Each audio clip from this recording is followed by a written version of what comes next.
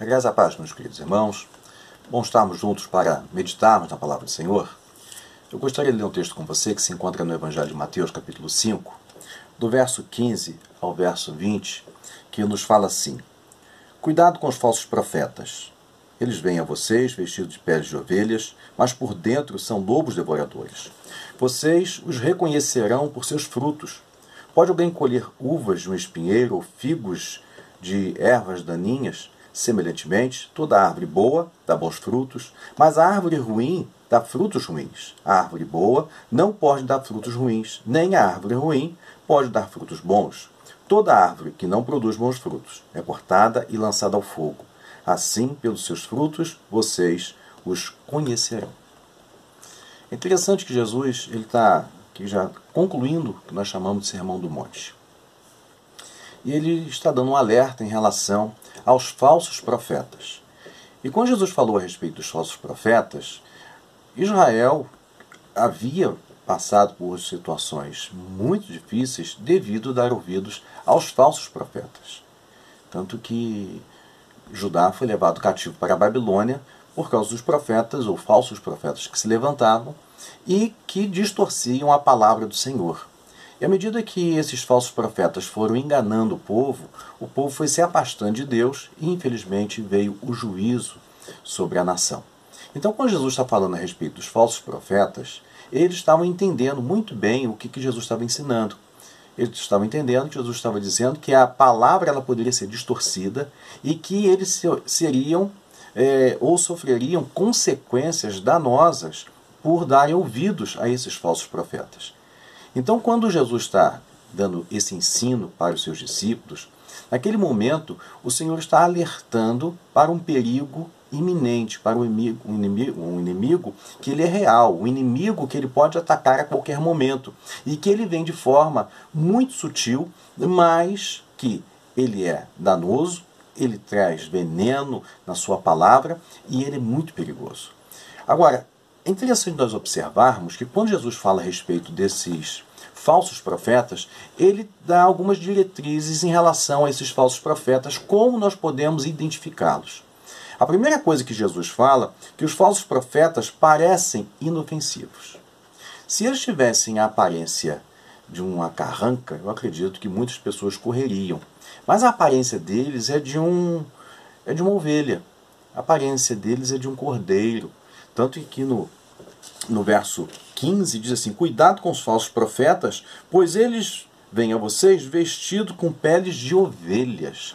Mas ele diz, mas por dentro são lobos devoradores. A questão aqui é muito mais séria, porque eles vêm disfarçados, eles vêm com a aparência dócil, mas a intenção do coração é outra. A intenção é arrebanhar esse povo para destruir, para causar grande dano, causar grande estrago na vida das pessoas que lhes dão ouvidos. Então nós temos que tomar cuidado, porque os falsos profetas, na realidade, por serem lobos, mas com a aparência de ovelhas, eles enganam. E quantas pessoas estão sendo enganadas por esses falsos profetas? Porque, na verdade, eles são assassinos da verdade. Embora andam com a Bíblia na mão, preguem a palavra de Deus, entre aspas, distorcendo o texto sagrado, muitas vezes pegando o texto fora de contexto, com um pretexto para as suas heresias, essas pessoas utilizam a Bíblia e começam a mostrar, olha aqui, que está escrito. E por nós vivermos um período de grande analfabetismo bíblico, as pessoas se deixam enganar, porque a aparência deles é dócil. Ninguém pode imaginar que a intenção do coração dessas pessoas é destruir, arruinar e levar essas pessoas cativas para Satanás. No entanto, é isso que ocorre.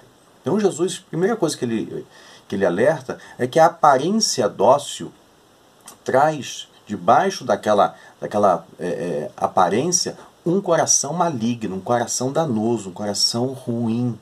A palavra muitas vezes é macia, tranquila, é dócil, mas os dentes são afiados como um lobo. Estão destruindo, arruinando vidas. Parecem inofensivos, mas são lobos devoradores. Outra coisa que o Senhor nos alerta também em relação a esses falsos profetas é que os falsos profetas, além de tudo, eles têm uma doutrina e uma obra ruim. não só a doutrina é ruim, como as obras que manifestam essa doutrina também são prejudiciais. Tanto que ele falou que nenhuma árvore boa pode dar fruto ruim, mas uma árvore ruim não pode dar fruto bom. Então ele está dizendo que isso vem acompanhado. A árvore é ruim e o fruto é ruim. A procedência não é boa, a procedência ela causa dano. Por isso que Jesus está falando que esse lobo devorador ele é como uma árvore má, é venenosa. O fruto que gera, o fruto que muitas vezes é aparentemente lindo, bom e talvez até saboroso, ele é venenoso. Ele causa grandes males na vida daquele que se alimenta desse fruto que esta árvore está dando. Então ele não é só um lobo devorador. Ele não é só um lobo disfarçado. Ele é uma árvore também que produz algo ruim e que gera morte no coração das pessoas. Por quê? Porque o seu fruto é venenoso. E se você come veneno, a tendência é morrer. Pode ser que não morra na hora. Talvez esse veneno que é aplicado por esta árvore, que na verdade são esses falsos profetas, é a médio e longo prazo. Vai seduzindo, vai enganando, vai interagindo no organismo espiritual da pessoa, e quando a pessoa vê, está completamente domada, morta, sem tomar nenhuma atitude mais na vida. Isso é muito perigoso. Sabe por que essa árvore é má? Porque a seiva que alimenta vem de Satanás, vem do maligno. A seiva é ruim. A terra que ela está plantada é terra árida, terra seca, terra que gera o mal, porque procede do diabo e não de Deus. Por isso que esse fruto é ruim. Então, por ser uma árvore venenosa, nenhum fruto pode ser nutritivo no sentido de trazer uma boa alimentação. Tanto que a doutrina, quanto a sua perversão, ela é real e tem destruído a vida de tantos. Tanto a sua palavra quanto as suas obras trazem veneno. Por isso que nós temos que tomar muito cuidado. Uma outra coisa que ele fala aqui é que esses falsos profetas, apesar de serem lobos devoradores e árvore ruim que produz fruto ruim, apesar de tudo, eles serão condenados. Porque no verso 19, o Senhor diz que essa árvore será cortada e lançada no fogo. Aqui nós estamos falando de juízo. Ou seja, o Senhor não está olhando para tudo isso e vai ficar calado. Ele vai agir no tempo e no momento exato. Saiba de uma coisa, todo falso profeta vai ter um momento que ele será julgado. Por isso que a Bíblia nos fala, o Senhor Jesus já no término do Sermão do Monte, ele diz: nem todo aquele que me diz Senhor, Senhor, entrará no reino dos céus, mas todo aquele que faz a vontade do meu Pai que está nos céus. E o falso profeta, ele chega com seu currículo vitae e começa a mostrar, começa a falar: em teu nome nós profetizamos, em teu nome nós expulsamos demônio, em teu nome nós fizemos isto, em teu nome fizemos aquilo. Meu irmão, isso não importa, para o Senhor isso não importa. Tanto que o Senhor vai dizer: nunca vos conheci, apartai-vos de mim, vós que praticais a iniquidade. Esses são os falsos profetas. Esses serão julgados e lançados no lago de fogo e no inferno. E por isso que nós, como cristãos, nós temos que ficar atentos. Porque, em quarto lugar, o Senhor diz que esses falsos profetas, eles podem ser identificados. Pelos seus frutos, nós podemos identificar quem são essas pessoas. Então, nós temos que julgar essas pessoas. Nós temos que entender que tipo de teologia que essa pessoa está pregando, que tipo de doutrina que essa pessoa está pregando, que tipo de direção que ele está dando no momento que ele está ministrando a palavra. Então, em cima disso, com o conhecimento da palavra, nós podemos detectar que tipo de pessoa é esta. Recentemente eu estava assistindo um filme dito evangélico e eu comecei a observar que tinha uma coisa errada naquele filme. Citava a Bíblia, mas de repente eles começaram a citar um livro. E liam o livro, e aquele livro era como se fosse o guia e não a palavra de Deus, e não a Bíblia. Aí eu parei, naquele momento de assistir aquele filme, e observei que tinha um logo e tinha um nome da igreja. Então eu fui pesquisar. Imediatamente identifiquei. Aquilo era uma seita. Então nós temos que tomar cuidado, até na hora de ver um filme, e identificar se aquele filme que se diz ser evangélico, ele procede com a doutrina da palavra de Deus. Porque muitas vezes nós nos deixamos levar e ficamos encantados com aquilo que está sendo ensinado, mas não observamos que está entrando em choque com a Bíblia. Por que eu estou falando isso? Entenda uma coisa, meu irmão. Tome muito cuidado. Uma teologia errada, ela desemboca em uma vida errada. No momento que eu pratico uma teologia que ela contradiz a palavra de Deus, a minha vivência na sociedade será diferente daquilo que Deus ensina, daquilo que a palavra de Deus nos mostra. Porque no momento que eu estou tendo um ensinamento contrário, automaticamente eu vou começar a me afastar de Deus. Vou me afastar dos princípios bíblicos. Por isso que uma boa teologia me leva a ter uma boa fé bem firmada na palavra de Deus, na rocha que é o Senhor Jesus Cristo, e eu não me deixo levar por vento de doutrina, como diz o apóstolo Paulo. Nós temos que tomar cuidado porque o vento de doutrina vem. Mas no momento que eu estou bem firmado, eu não me deixo levar. Então o falso profeta não terá procedência, seu ensino, na minha vida e nem na sua vida. Agora, para isso nós temos que estar muito bem enraizados em relação à palavra, conhecedores da palavra. Nós não podemos ser como qualquer outra pessoa, a não ser como os bereanos, que consultavam as escrituras para saber se aquilo que Paulo estava ensinando era realmente da forma como ele estava dizendo. E eles foram considerados como pessoas muito mais nobres do que os de Tessalônica, porque eles consultavam a palavra. Então nós temos que tomar cuidado, porque uma má teologia vai desaguar exatamente no lugar de lodo, e não no rio de águas límpidas que vai nos levar à presença do Senhor, que é o rio da vida.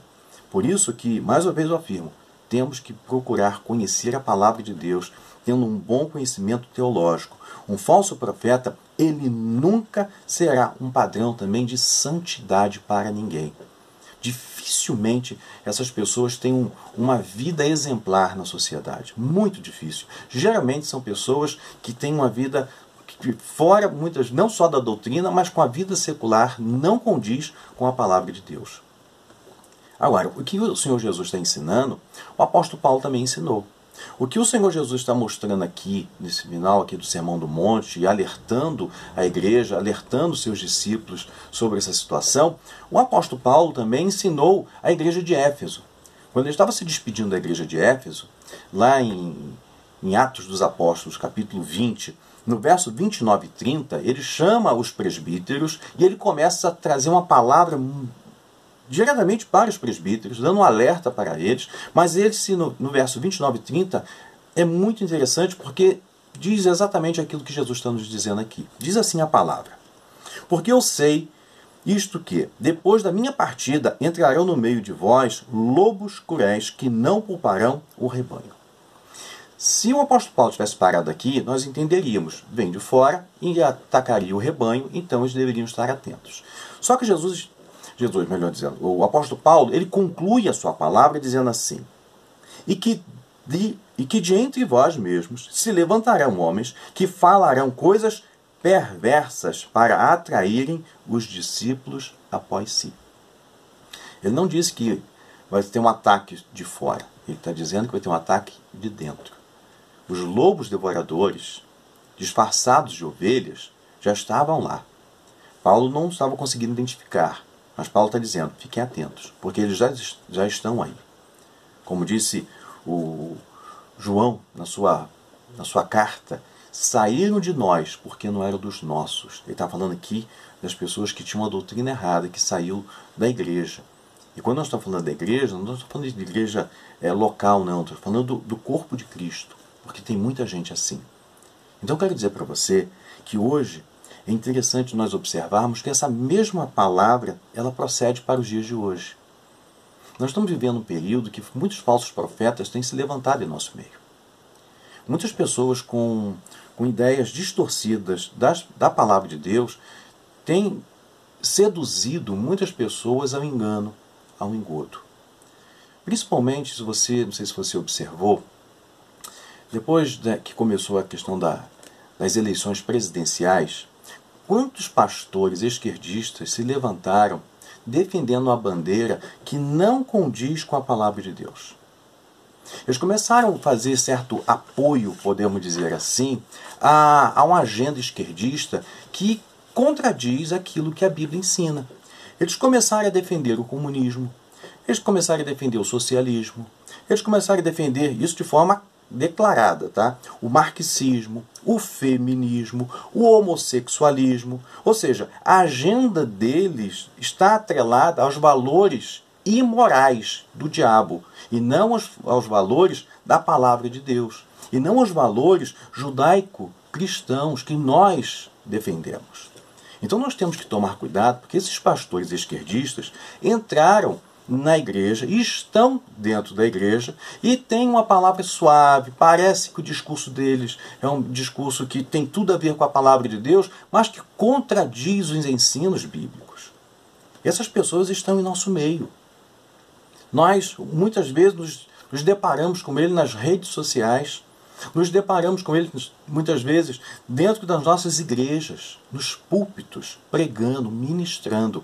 São pessoas perigosas, são pessoas cruéis, são lobos disfarçados de ovelhas que estão no meio da igreja, seduzindo, enganando, levando as pessoas ao erro, afastando essas pessoas de Deus e levando, infelizmente, as pessoas a terem uma vida que não condiz com a palavra.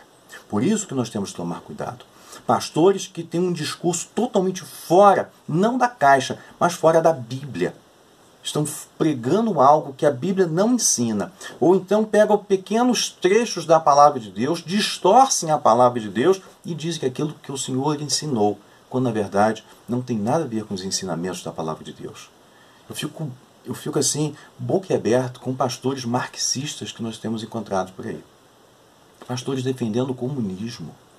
Nós sabemos que a China comunista tem matado centenas de milhares de cristãos no decorrer dos anos.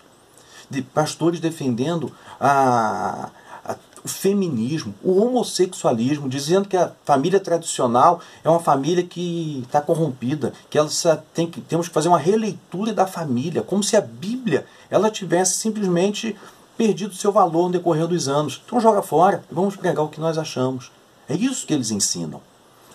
Há um disparate muito grande no nosso meio de gente dando ouvidos para esses pastores. Pastores esquerdistas, que são um perigo para o nosso meio, para o nosso rebanho, e nós temos que ficar atentos, porque muitas vezes eles entram dentro das igrejas, assumem o púlpito e ministram a palavra, e as pessoas, por desconhecer a Bíblia, mais uma vez eu falo, por não ter uma teologia bem firmada, se deixam levar por eles. Outra coisa interessante que eu quero observar aqui com você, te dar alguns exemplos desses pastores e as palavras que eles utilizam. Há algum tempo atrás, na época da eleição, um desses pastores, dito pastores, né, que eu não posso nem chamar de pastor, que eu acho tem um termo que é muito sagrado, vamos dizer assim, em relação à palavra de Deus, para utilizar com uma pessoa como essa, mas esses ditos pastores, teve um deles que disse que Jean Willis, aquele ex-deputado, que nós bem sabemos com a teologia, aliás, com a ideia que ele tem, com a agenda que ele prega, que além de homossexual, ele é contra os valores da família. Esse determinado pastor disse que Jean Willis seria o representante de Jesus Cristo lá em Brasília. É um vídeo dele na internet dizendo exatamente isso. E as pessoas aplaudem, se encantam com esse tipo de coisa. E esse mesmo pastor, além de defender isso, ele diz que o conceito de família precisa ser ampliado e que o conservadorismo, como se fosse um grande pecado nosso, ser conservador, seja combatido. Essa é a ideia dele. Interessante que outro, recentemente, foi para as redes sociais também determinar a morte do presidente da República. Eu não entendo, porque qual a Bíblia que eles leem? Porque a minha Bíblia diz que eu tenho que orar pelas autoridades constituídas. Romanos capítulo 13 diz que toda autoridade é constituída por Deus. Lógico que toda autoridade é constituída por Deus para fazer o bem. Tá? Não, se está fazendo mal, nós temos que orar e pedir a Deus uma intervenção.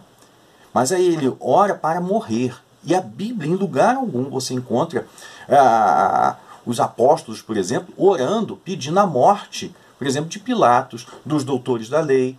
Lá no capítulo 4 de Atos, quando a igreja é perseguida, no capítulo 5 eles oram, diz que o lugar treme, há um mover de Deus ali naquele lugar, a igreja o tempo todo orando, mas em momento algum eles pedem a morte dos que os perseguiam.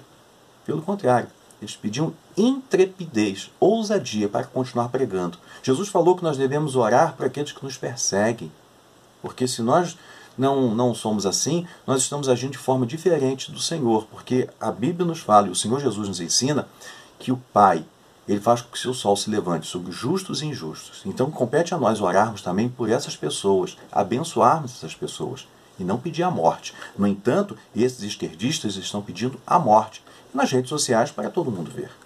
Outra coisa que me chama a atenção é que um outro dessa mesma linha, ou sei lá, desse mesmo pensamento, foi para as redes sociais não só criticar o conservadorismo, mas dizer que as pessoas conservadoras pregam um retrocesso, são pessoas opressoras e são pessoas fascistas. Só que esse mesmo indivíduo que se diz pastor, ele prega o teísmo aberto. O que é o teísmo aberto? Caso você não saiba, Deus não conhece o futuro. Está tudo aberto. Até Deus fica surpreso com as coisas que estão acontecendo. Por exemplo, esse coronavírus que está aqui atingindo hoje a humanidade. Jesus deve estar lá com a mão na boca, olhando para o Pai, falando assim, o que é isso? O que é isso? Essa é a ideia que eles têm.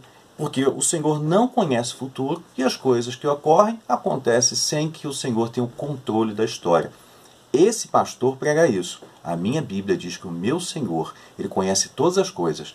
E o fim de todas as coisas está escrito lá em Apocalipse. Acho que ele esqueceu de ler esse livro da Bíblia.